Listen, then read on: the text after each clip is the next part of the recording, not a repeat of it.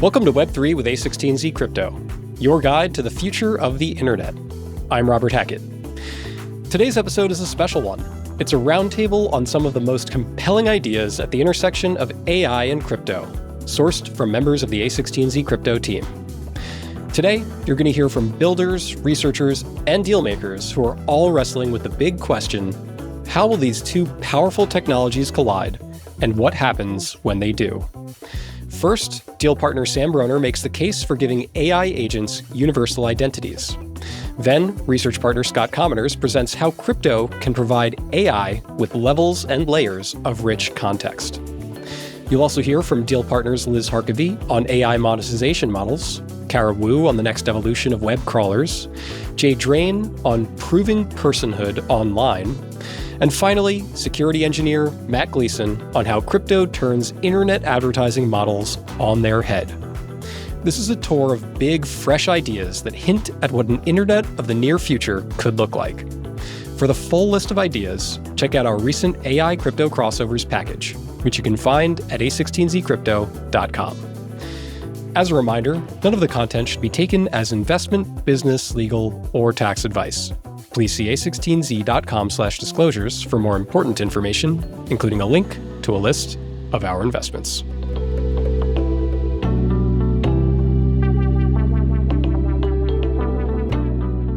All right, Sam, so your contribution to this AI and crypto's use cases piece was that agents should have universal identity. What do you mean by that? I think that when you go to a traditional application, you go to the website or you go to the app on your phone, you log in and you see your stuff there. But what happens when you're working with an agent that might show up in its own app, but also on Slack or on a phone call, over email, over text?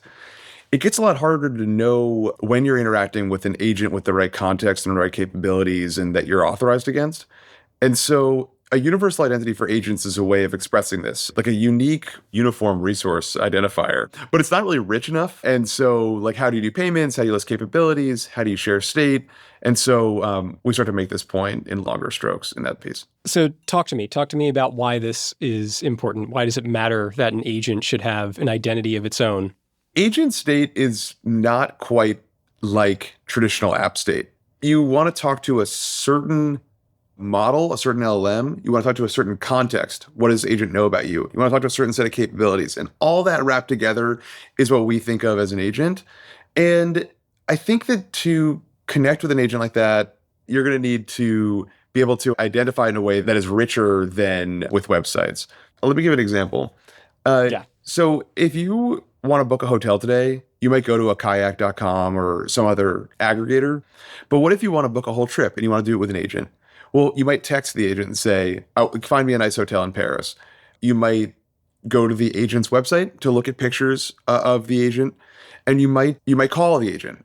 And for each of these three interactions, ideally, you're talking to the same agent that remembers all of the rest of the context before. You could even imagine a situation where you're in another app, like you're maybe on your workplace Slack, maybe you're sitting in a third-party application looking at like food recommendations, and you want to bring that same agent into the context. That's a really rich interaction, and you need a way of universally identifying and then locating that agent so that you can bring it into whatever context you're working in, even though you talk to it in multiple places. So just to make this really concrete for people, you're giving this example of, booking a hotel, booking a trip, but you're literally in Paris right now, sitting in a hotel room that you booked. And before we got on this call, you were talking to our producer about food recommendations in the city. So this is a very real problem that you are navigating right now. Okay, well, I want to go get a nice dinner with a good friend tomorrow night. But I will say, I have the good fortune to have a person that I can talk to help me book this restaurant. And I'll tell you what my experience is with them. I'm sending them links. I've talked to them on the phone. I've talked to them in person, obviously. And I've got Google's reservation window that I can look at. But I'm sort of keeping track of all this information myself. And the person that I work with, this assistant, I know all the places I can contact them. And for our agents, we probably need a similar thing. We need a way of contacting them on any platform and sharing context with them while understanding their capabilities. And so for friends, I know their capabilities are like when they're awake and sort of if they're by their laptop or by their phone, because they'll tell me all that. But for agents, we don't yet have a good way of expressing a set of capabilities like that. What do they have access to? What do they know about me? Are they sleep deprived like I am right now because I got off a red eye last night? And you might want to have an identity system that supports that kind of richer information. So you talk in your contribution about how Amazon uses identifiers. It uses its own sort of spin on SKUs to identify products on their site, and then in that way to tag their sort of like digital representation to the real world.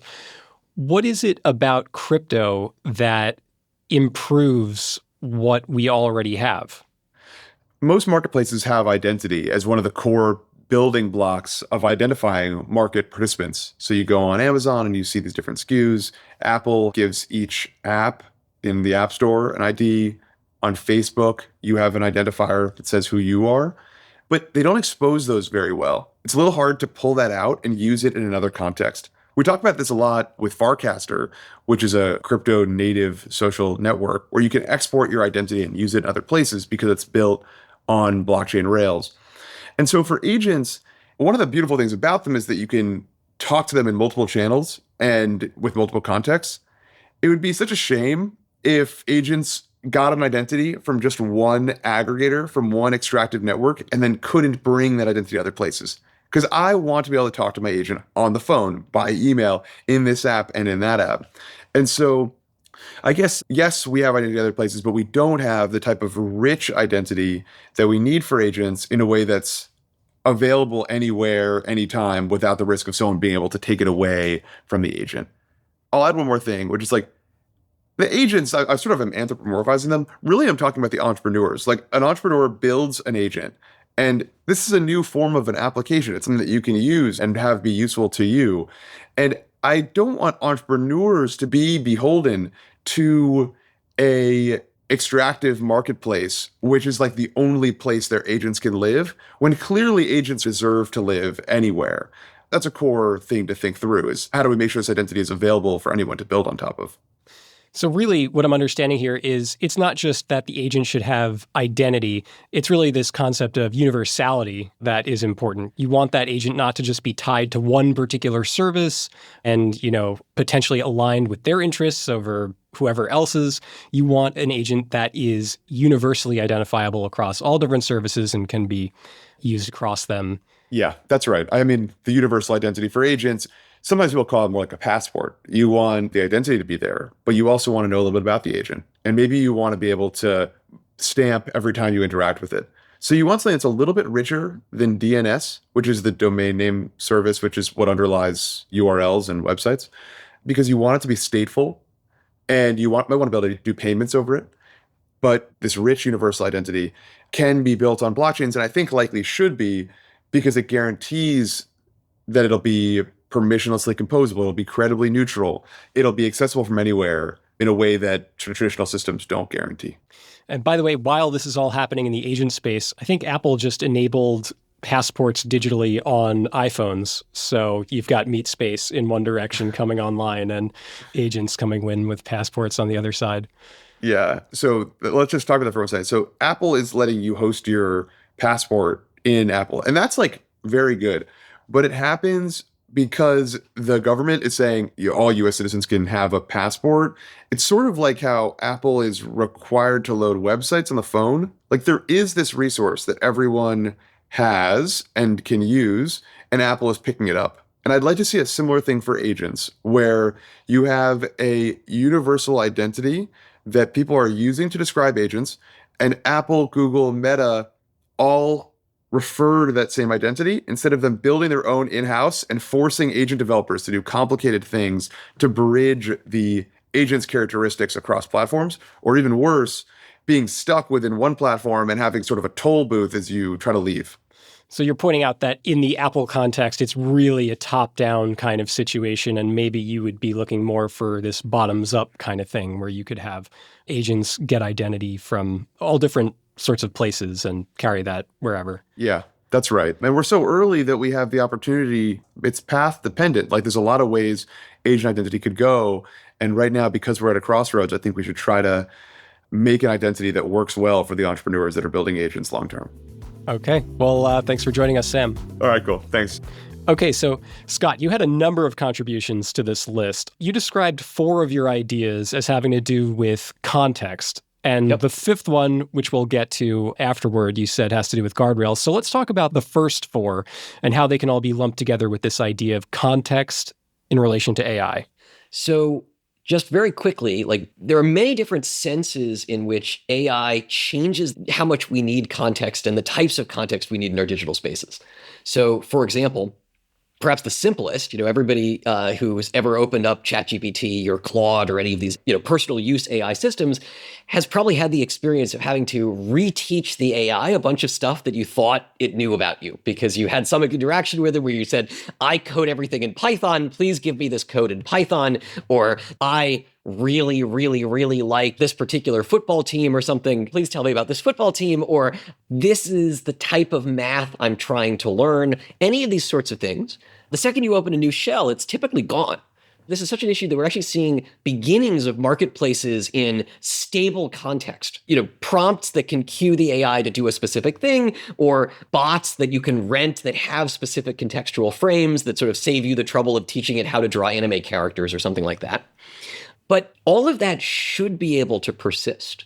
And blockchains are a great tool for that. And perhaps the unique tool that allows you to own your context, guarantee that it's interoperable. You can take it from platform to platform and guarantee that it's forwards compatible, that even the AIs that haven't been built yet today will be able to interact with it and interpret it. This is such a cool idea. What you're describing right now is that the status quo in AI is you have like the world's nicest, most eager butler, except the butler has amnesia.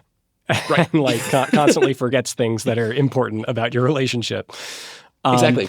And the thing that blockchains can bring to the equation is if they have one thing, they have memory. Like they are a database, they can keep state, they have storage indefinitely, well into the future, and they're hard to manipulate as well. So you can be assured that data is non-corrupted and accessible and has integrity, all of that good stuff.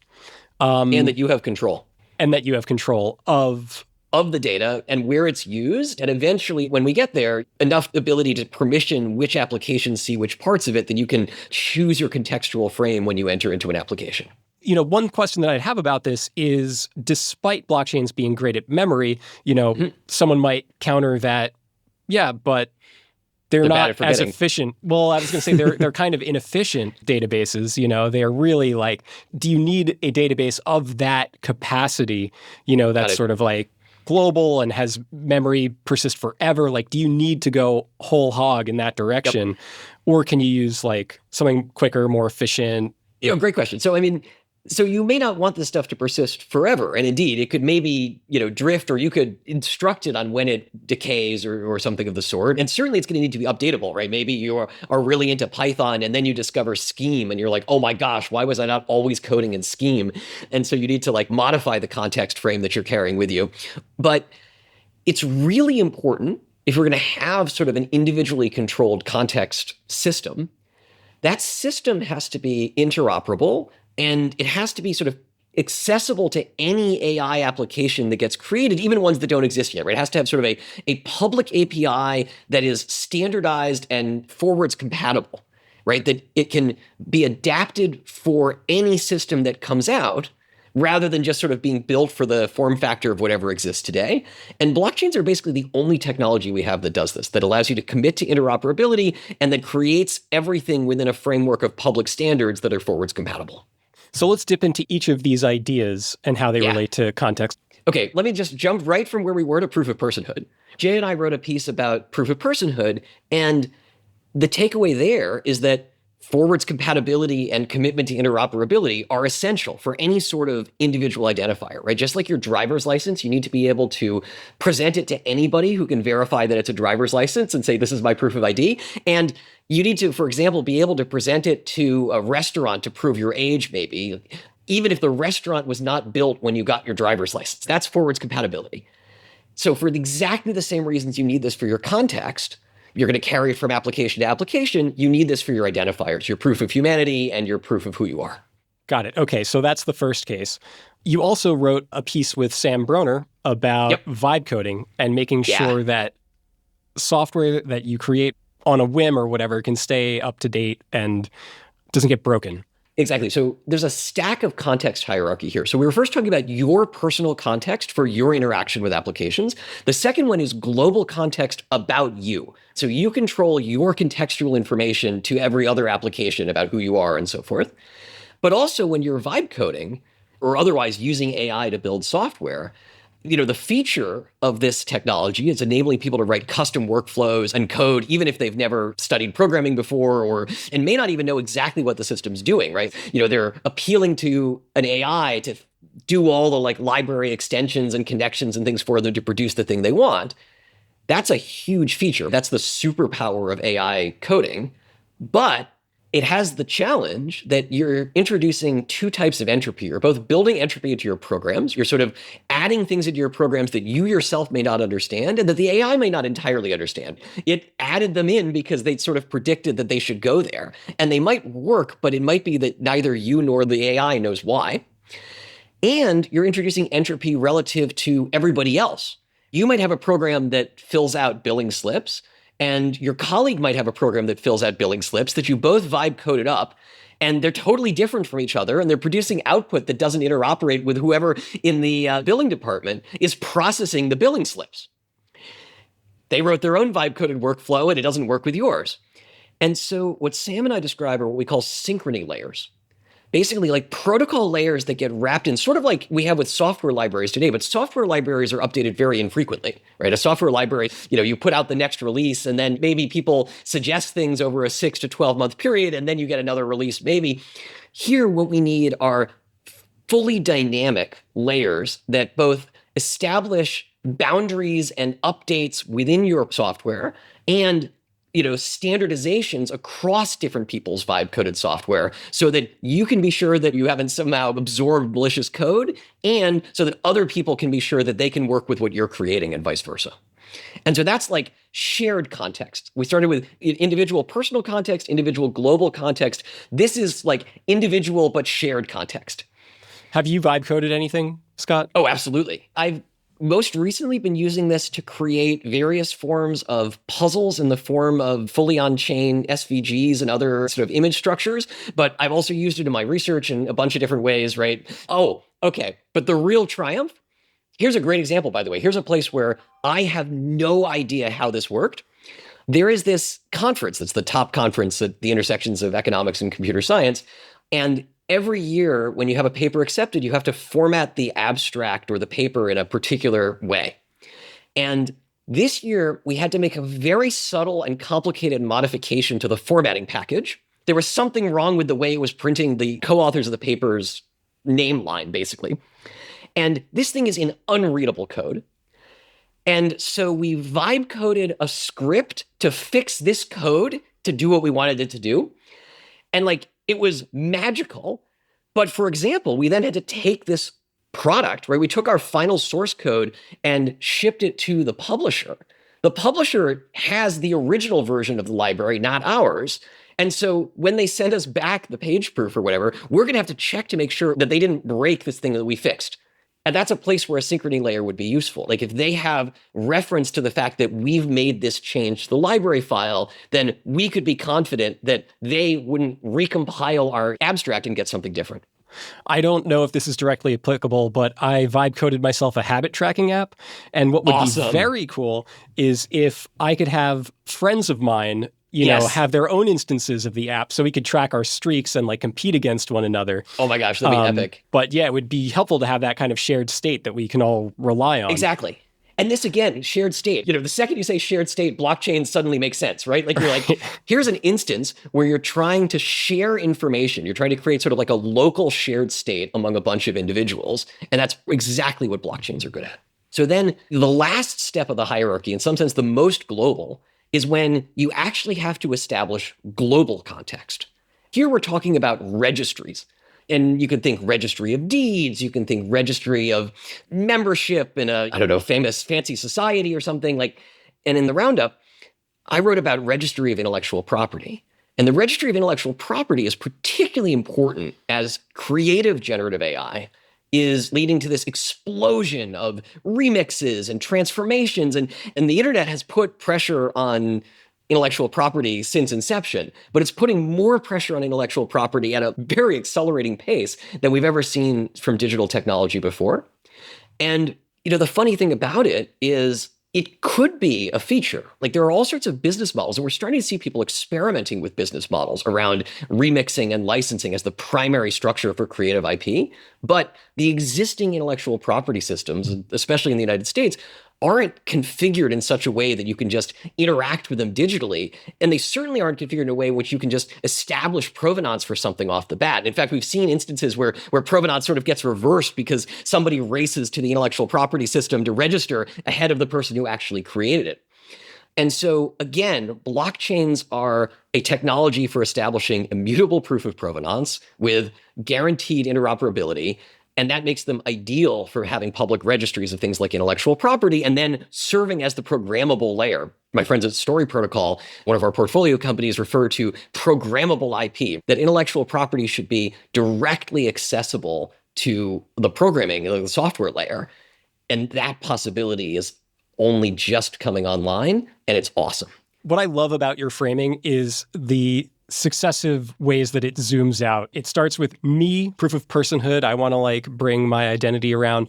So it starts with me, then it goes to us, this sort of shared state concept, and then it goes to everybody, a global kind of shared state. And then in math, we would say the dual. The space around the space we just structured are the guardrails around AI transactions and actions. So I personally believe that we're going to see a huge marketplace of AIs interacting with AIs without direct human oversight or supervision. I don't know exactly how long it's going to take to get there, but you're going to have an AI that's going out there. I love Honkaku mystery novels. Yes, I know this from our reading lists where you've recommended a few of them. Every reading list, I have another Honkaku mystery novel. Honkaku mystery novels, they're these incredibly beautifully written and very puzzly mystery novels from Japan. The style is orthodox. Honkaku loosely translates to orthodox, and they're 100% fair play. Any clue that the detective sees, you see.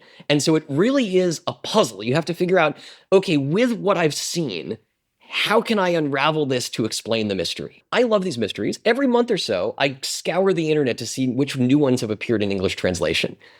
I should have a bot. I would love to have a bot just doing that for me without me, just order it for me. If it finds one, order it from whoever the publisher is, have it shipped to me. I would love to read it. I've read as many of them as I can find. That's great. You could preload your wallet, just give it a monthly allowance, 20 US stable coins or whatever. And that's exactly it. In order for this to work, I have to have confidence that the AI understands the task, that it can't be gamed by somebody else creating Honkaku.net where they just send blank pages to steal my money. And that the AI can't spend my entire bank account if it discovers Honkaku.net, doesn't realize it's, not real, and, sort of buys 10,000 copies of books or something. And then I get this huge empty book box. And I'm thinking, wow, now there's a mystery. In order for that to happen, we need well-defined payment rails and well-defined guardrails for these agents to interact with each other and sort of end commerce sites or end applications.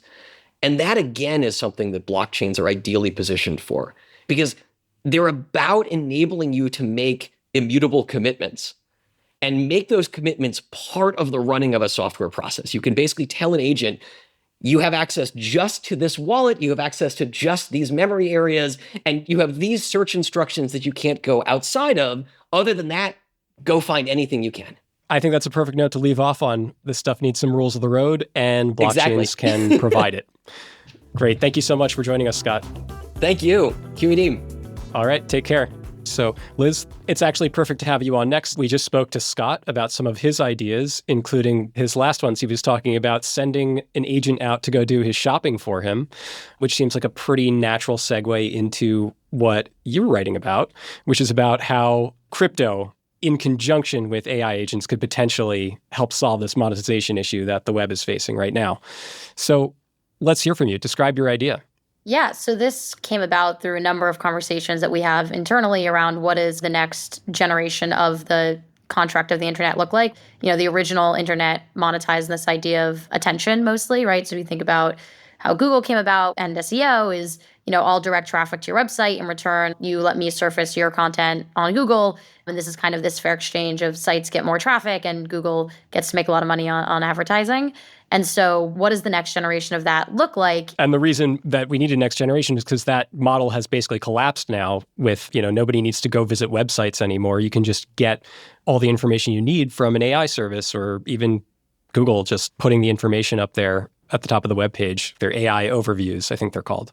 Yes, exactly. So you no longer need to actually go visit the underlying site. You can get these awesome summaries either through ChatGPT or through Google's OneBox or Perplexity or whatever kind of tool you're using these days. Because of that, you're kind of breaking this economic contract of what is the purpose of putting that information out into the world for free as the underlying content site if you're not getting anything in return. So how do you fix that? And so I think there's a couple of different ways you can approach this and different strategies people are taking for how do you fix this monetization economic model if we're no longer directing people to sites, and how do you actually continue to incentivize new content and the long tail of content on the internet if we're breaking this economic model.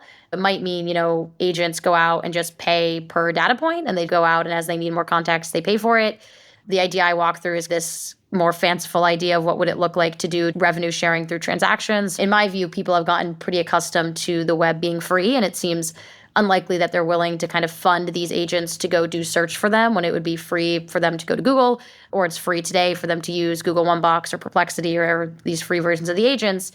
And so if people aren't willing to spend money up front for the agent to pay for the data, what else might this look like? And so one idea that I just kind of walked through is this idea of transaction sharing between all the content sites and the end action. So you send your agent out to shop for you. If it actually ends up buying something, there's some sort of revenue share back to all the places that it got context for that. And by the way, it's cliche to say that it's actually not free, you're paying with your data, but despite that being cliche, it is extremely true. The web, which seems free, is monetized. It's just monetized in a way that you're not really seeing.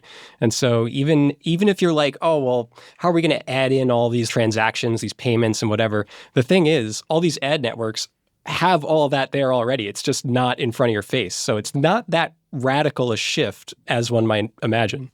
Yeah, exactly. Today, you're basically doing this exact same flow, just with extra steps. So you get served an ad when you go visit a content site, the idea being that at some point you will convert on that ad and actually go buy something.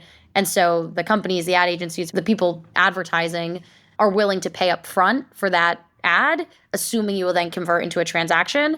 The idea is to make that process more direct, given that we no longer have this attention on the underlying site. So instead of going to Google, getting routed to a site, getting served an ad, possibly converting on that ad and going and buying something later down the line, that happens all kind of in one flow through of when that transaction occurs, everyone involved in that transaction gets paid back automatically. And the great thing about that is that the attribution is actually possible to trace because the agent is pulling in context in real time. And so it's not as kind of intangible as a human who might visit a million sites and see a billboard and see a friend talking about something and trying to attribute back why they actually bought something is a much more complex process than just attributing back what the agent used in its path to recommend that end transaction. So what are the technical pieces that need to be in place for this to happen? Yeah, so you need the ability to do these very complex splits of nano payments, which today is very challenging to impossible, given just the basic overhead of a single credit card transaction makes it infeasible to do these like a tenth of a cent or hundredth of a cent or thousandth of a cent transactions. And that's because there's just like a basic fee on a credit card transaction. I forget how much it is, like 30 cents or something, which immediately gets rid of any opportunity of doing anything beneath that cost point. Exactly. And then you would also need to be able to do this attribution of what data and context is an agent pulling in. And then you would just need a way to actually pay that out. On crypto rails, this is as simple as putting in the metadata wallet address that is paid out to every time you use the data. You could even guard it or paywall it in that way just for agents to scrape it. But in the traditional financial world, this would be significantly harder to figure out how to actually pay each content provider, figure out a bank account or a credit card number, or how you actually get that money back to them. So yeah, needed ability to attribute where the data came from, to do these small and complex payment splits, and then actually be able to pay the underlying content creators. Do you think that we are going to get there in time before AI eats all the good information and sort of forces content creators to question whether they want to start publishing openly on the web? Yeah, I mean, I hope so. I think it's definitely feasible. It seems like today the direction we're mostly going in is remaining with the agent as the intermediary. So rather than you having this flow back effect or this revenue sharing effect, instead, the agent companies like OpenAI or Anthropic or whoever are paying directly for access to this data through these big data deals with, like Reddit or the New York Times or whoever. So then you're paying your monthly subscription to OpenAI, they're paying an annual subscription to the data provider, and then that data is surfaced in that agent. That does start to address this issue, but going down that path ends up with this kind of very siloed information where you're only going to get surfaced information on OpenAI with companies that OpenAI has signed deals with, and you lose the openness of the web, and especially you lose the long tail of individual content creators that can't get these partnerships with OpenAI, and so their information is not surfaced the way that it might be today in Google, where even if it's not promoted, so it might not be on the first page, you can still always find any data you want, and it kind of gives you this open access that these information silos might not. So it feels like we're heading more and more in that direction, but hopefully we can make it a little bit more fair and open. Excellent. Well, speaking of fair and open, our website where you can read Liz and the rest of these contributions is open, not paywalled, so you can go read these posts there. Liz, thanks so much for coming on and sharing your idea. Awesome. Thank you. All right, Carra, so we just spoke to Liz, and she described her ideas for how AI agents could be monetized potentially, or how content and data on the web could continue to be monetized such that AI doesn't completely cannibalize the whole thing, and how crypto can potentially offer the ability to do nano payments and other sorts of things to prevent the web from, as Chris would say, eating its own seed corn or corn seed, or I don't know, some seed kind corn. of farming reference. Seed corn, okay. That's how you know he's from the Midwest. Exactly, yeah. Same. So this actually kind of meshes quite perfectly with your contribution to the AI and crypto ideas list here, which has to do with web crawlers. I'll just set the context and say people hear the word AI agents and the word might sound kind of funky and new and buzzy, whatever. But I love how you start off by saying that web crawlers, which have been around for decades now, are a kind of first example of this, like a primitive AI agent that has existed on the web for a long time. Yeah. So the reason I started thinking about this was because I did a panel last year on AI agent use cases. And at the time I said, the only AI agents that have real product market fit are agents as entertainment and coding agents. And then I started thinking about it a little bit further after I left the stage, and I was like, wait, I'm wrong. Actually, the AI agent that has the best product market fit isn't any of these new things. It's actually something that's been around since the very genesis of the internet, so to speak, which is the web crawler, which is an agent that literally represents what we call a user agent, autonomously navigates the web, decides what data to collect, decides which links to follow, which paths to bark down, and then comes back and gathers that data on behalf of the user. Today, nearly half of all internet traffic is non-human and, is representing a user agent, is like a bot or a web crawler. Wow, so the scales have tipped. The web is now more bot, more automated than it is human.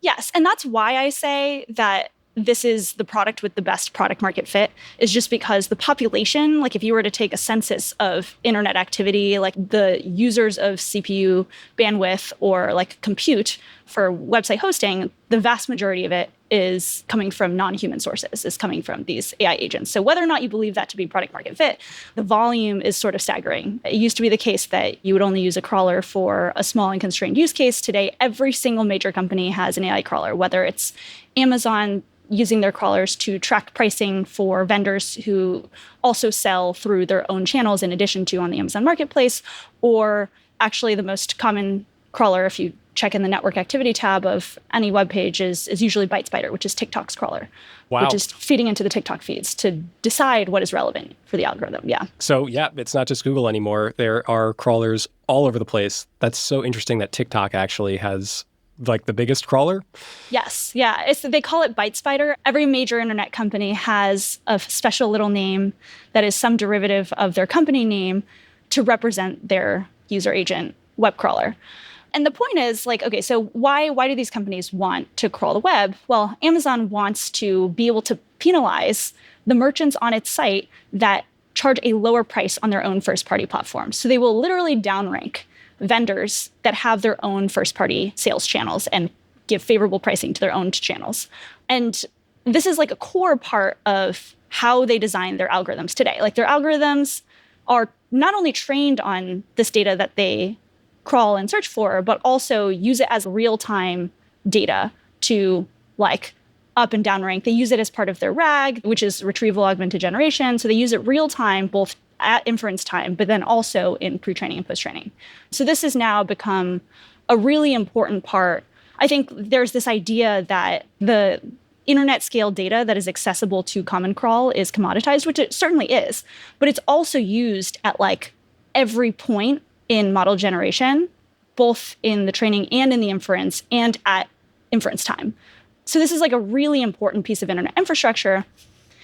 And what's really interesting is like, yes, the Common Crawl accessible data is becoming commoditized, but it's also the case that an input to this problem is that the surface area of Common Crawl accessible content, or like crawler accessible content, has contracted dramatically because there's no incentive for creators to continue to supply that content to crawlers for free.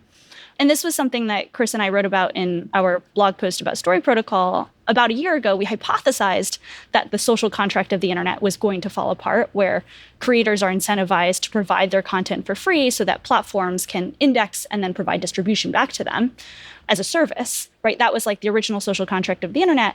Today, if the primary distribution engine and the way information gets surfaced is through LLMs, which do not provide attribution back to those original content sources, there's no incentive for creators to provide that content for free. So what you see is increasingly things are put behind paywalls, but also you can see in the open Cloudflare data that websites are choosing to just block crawlers altogether. Any crawler that is known to be associated with like an AI user agent can be blocked in one click on Cloudflare or any other hosting provider. And so about a year ago, only about 9% of the top 10,000 websites were blocking AI crawlers. Today, that number is around 37%. And so, of course, the closer you get to the top 100 websites, the numbers skew up dramatically because content is their business, right? So they're very aware of this fact. And then if you go to the top million sites, website owners are less proactive about this kind of blocking activity because they're just, less savvy or less concerned about this distribution problem. In the last era of the web, there's been this sort of steady rise of people adopting ad blockers. But it sounds like in this current moment, this shift that we are seeing now into the AI sort of dominated web, this, throwing up paywalls and putting crawl blockers up is happening much more quickly. Yes. And part of the reason this happens is because, of course, firms are more rational actors, so to speak. Like firms are very quick to respond when they understand that the basis of their business is being disrupted. Yeah, if it affects your bottom line, you're going to notice. Yes. And firms are, in general, much quicker to act rationally than consumers are because they're very aware. They have people doing analysis on what drives their bottom line. Basically, all of this is to say, I've been thinking about how we've arrived at this sort of standstill. We are entering this data-constrained world where it's not clear that models will be able to continue improving at the rate that they've been improving because supply of non-commoditized data and supply of Common Crawl accessible data is becoming increasingly constrained for all of the reasons we've discussed. So that's on one side of the standstill. And then on the other side of the standstill, it's like, okay, if we're getting all of our information from LLMs, how do creators get distribution? Or how do people who are creating original content get attribution and get paid for providing the information that these models were supposedly trained off of? And I've been thinking, like, what if instead of, website owners paying CDNs to outright block anyone who shows up and seems like they might be a bot, we met somewhere in the middle where AI bots could pay for the right to collect data in real time as they're visiting all of these websites and doing their crawling work. And this is where blockchains come in. In this scenario, every web crawler agent could have a little bit of crypto that they control, and they might be able to engage in an on-chain negotiation with the bouncer agent that represents a website. and they might be able to do some sort of challenge or transaction or negotiation and decide, okay, this is like the auction price for collecting this kind of data on our site today. And you might be able to initiate that payment through an open protocol like X402, which was released by the Coinbase team and is like perfect for this use case. So that's the general idea. It's a kind of lofty thing, and it's going to be very challenging, of course, because it requires a lot of different website owners to buy in, right? And at the very least, it will require Cloudflare or some big CDN to get on board with this new standard, which would essentially take the place of the robots exclusion standard, which is how web crawlers get turned away today. And that's how it's been since the 90s. So what you're describing is basically going from a world where we have these bespoke content licensing partnerships between, some AI company and a content provider, like say a major newspaper or magazine or something, where they strike a deal, they give however many millions of dollars, and they get the content in return to supply into their models. Instead of that world where you have these bespoke arrangements, you're talking about a world where you have a marketplace that is designed specifically for agents to come on board and negotiate these things in a more sort of automated way, in a standardized and automated way, rather than a bespoke and kind of like custom way that we're seeing right now. Yeah, exactly. I would maybe draw the analogy to say that we've actually seen something like this on the web before. Like the first banner ad was on hotwired.com. AT&T bought it, and that was the first display banner ad. And then eventually from there, we had the development of ad networks that take care of all this thing in the background at the blink of an eye. It became standardized, professionalized. And so maybe that is the exact sort of thing we're going to see with AI agents moving forward. Right. And you can generalize this to be almost like an access control network and not just a web crawler network. Because I think one question emerges, like, how do you decide whether somebody is a bot or a real human? Like, that's a prerequisite to being able to enforce this kind of standard or policy. And one challenge is that crawlers can spoof themselves as actual users. They can say that they are Mozilla, X, Firefox. They can pose as a user, as a real human on the internet. And it can be very difficult to differentiate between a bot that claims that it's a user and an actual user. You sort of rely on the integrity of the bot creator to make a very helpful name like Byte Spider to identify itself, right?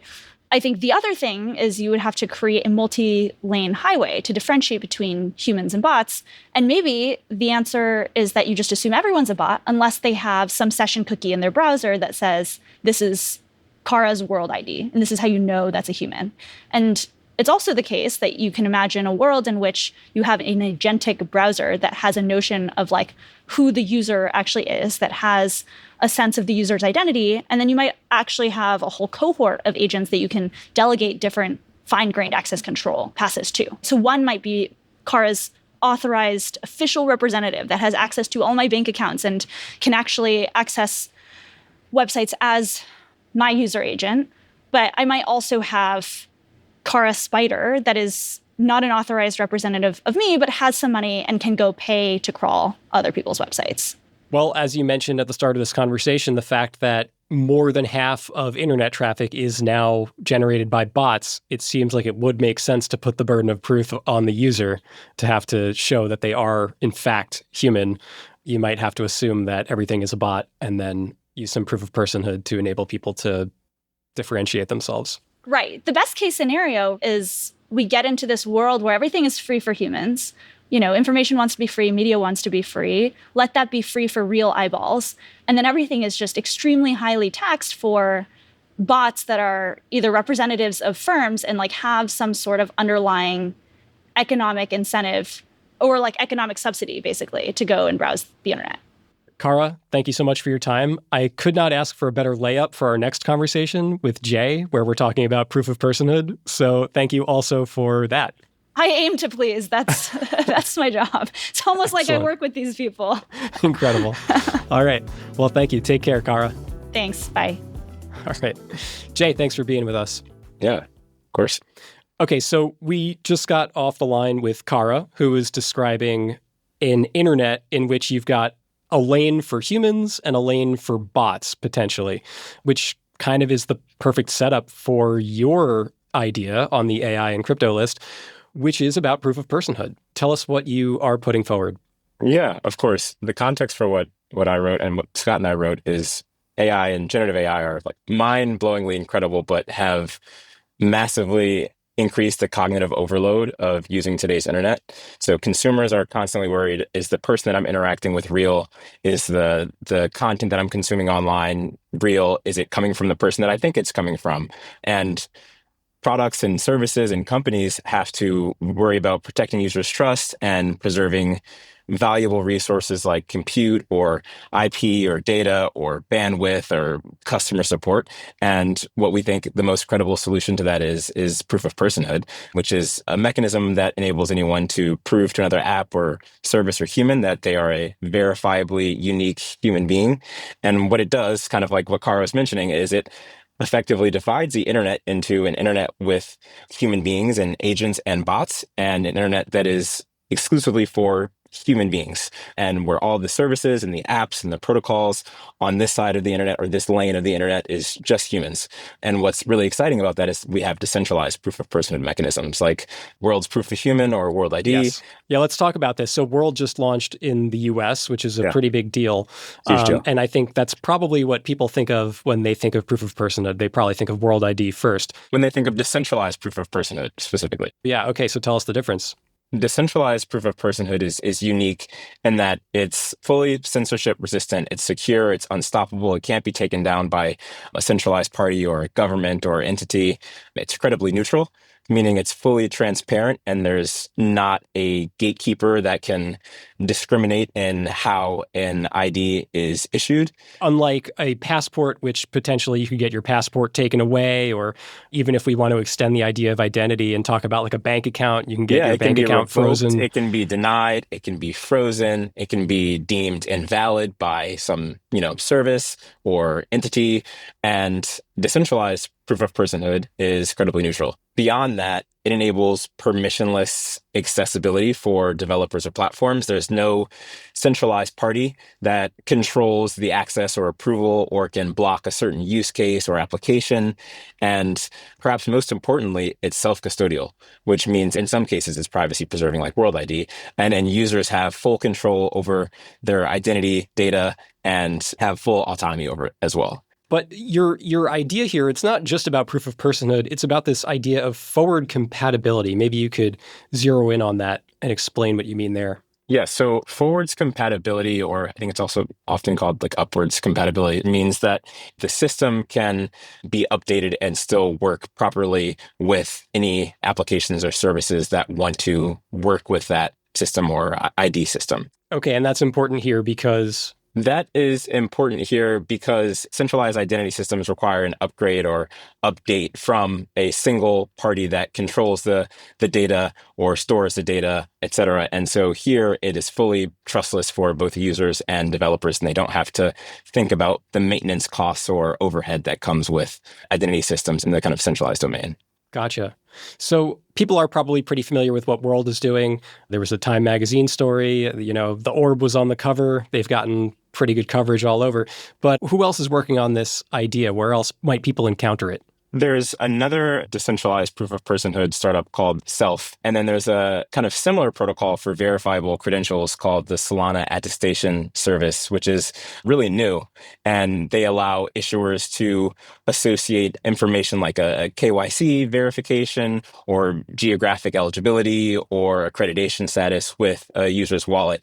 And so these attestations are signed, they're verifiable, and then users can take those across a number of different applications without exposing any of the sensitive data on chain or having to go through these verification steps over and over again. Amazing. And by the way, listeners, we just had Anatoly Yakovenko on our podcast, so you can check out that episode. It's called The Inside Story of Solana.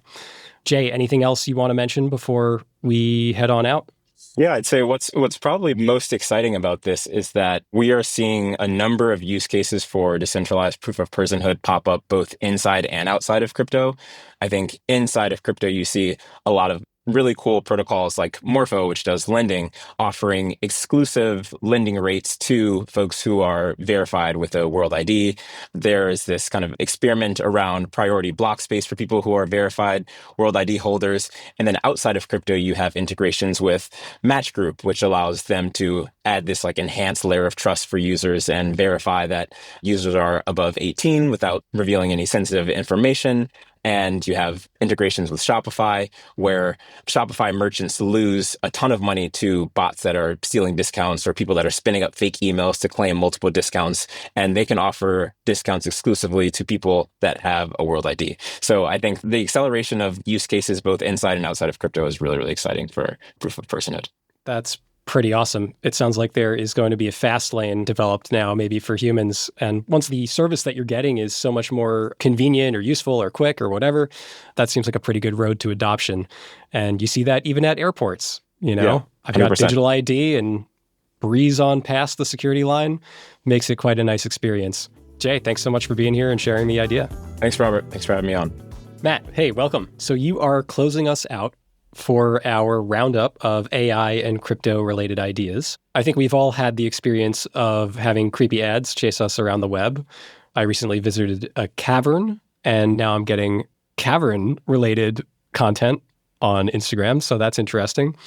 Tell me what you mean by making ads personalized and tailored, but not creepy, and how crypto can, in fact, solve this problem. So I think it's actually best to take a step back and to describe it in kind of two parts.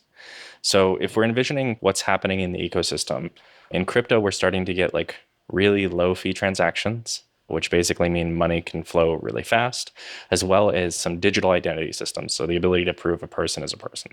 And we just talked about that with Jay, actually, who was on right before you. Exactly. This is a little bit tangential to that, which is the case of like, what if we can start decentralizing basically recommendation engines? So with AI and AI agents, especially with people trusting them, can people either run their own or have people run their own on their behalf to kind of advocate for their own interests? So instead of you receiving ads for caverns because like you clicked on a cavern once, it happens to just know that like, hey, your car is getting kind of old and you're looking for a new one. And so it starts to like reach out, find ads for cars you would like, which are going to be very specific and tailored to you.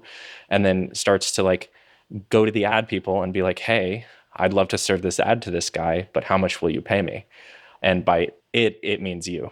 So that's a really fascinating inversion on the way advertising works today. Right now, basically, you've got big companies that have to make all these guesses about who you are and what your needs might be based on your demographics or what little information they can glean about what kind of person you might be. But what you're describing is like, okay, I have an agent, and that agent happens to know that I bought my Subaru in like 2017.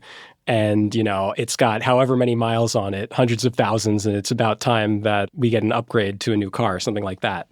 So it's this much more proactive kind of relationship with ads and advertising that even gives users more agency. Yes. And then the crypto aspect of it is more or less, there's a big problem with like self-attested demographics and, hey, this person will definitely love this ad. That is solved by identity, zero knowledge proofs, and then making it so they can actually pay you. Because like to view an ad, no one's going to hand you like $100 usually. They're going to hand you to view an ad, maybe multiple cents. And then like those transactions aren't feasible with high fee systems. Imagine trying to use a credit card to give someone like 10 cents. The answer would be it would all go to the credit card company and the issuing bank, and the guy would receive nothing. Or it would just be denied because I don't know if they allow transactions under $1, if we're being honest. And so you get into these systems where like, as they start to stack them, we could potentially have a really cool future where, you're able to make decisions for yourself, or rather you're able to get something that can make decisions for you in your interest. So there's two parts of what you just said that are really interesting. One is the privacy aspect of it, and the other is the sort of compensation or monetary aspect of it. So like from the privacy perspective, right now we live on a web where big corporations kind of suck up all of our data and they become these giant honeypots. And like, do they even want to deal with that data anyway? It's kind of a liability. So What if, as a user, you got to keep all that information to yourself and selectively prove that you are this kind of whatever person, like on a need-to-know basis?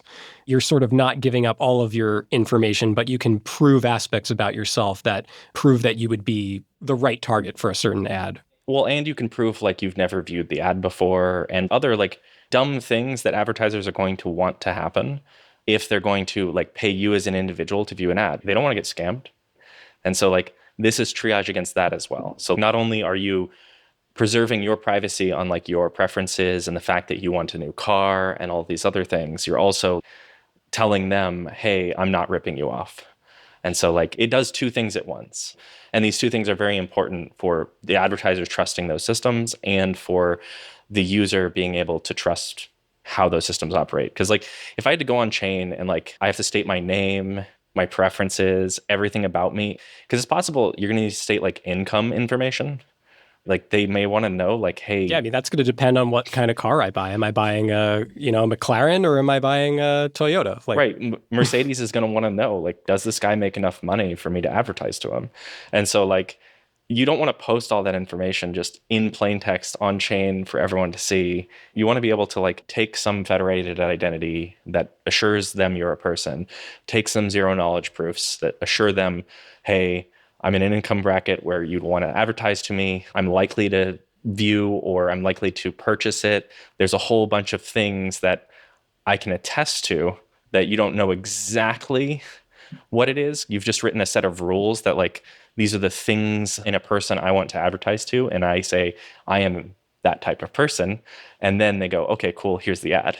That's so interesting. Yeah. So there's the privacy aspect, but it actually also works in the favor of the advertiser, like you're saying, where you want to make sure that somebody isn't just binging ads, watching the same ad over and over and getting paid by the advertiser or company. Yeah, you don't want click farms.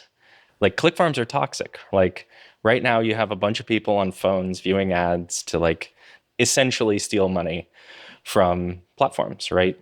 You don't want that. How do you avoid it? Can you prove you're a person? Can you prove all these other things about you? Like, okay, can you prove you've never seen this ad before? All right, we're good. Here's the ad. Have fun. And here's 30 cents. Go view your article now. And then I think we should also talk about the third component, which is whether or not like web services start to embrace that you could charge small amounts for viewing content. So like instead of an ad service model on a thing like YouTube, the YouTube people could just be like, hey, listen, pay me 4 cents and I'll let you view the video. Or pay me 4 cents after the first 30 seconds. And they could get points where like, if they get 1 million views, that's 4 cents per view, like kind of fire. It sounds like such a small shift, like, oh, just a few cents, whatever, to pay.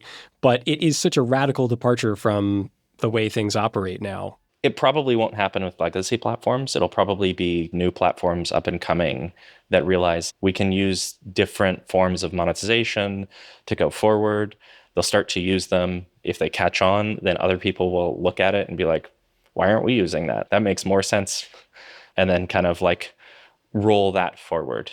But yeah, a lot of this is like, could it happen? Maybe. Will it happen? No one knows. This, while it does sound like a radical kind of difference in the way these business models operate, there's actually also a lot of similarity because these ad networks are making small micro sort of transactions happen on the back end of a lot of websites and enabling this monetized open free web. And so it's not like something like that doesn't already exist. It just sort of shifts around a little bit who is providing the money to who. Right, and how much is being provided.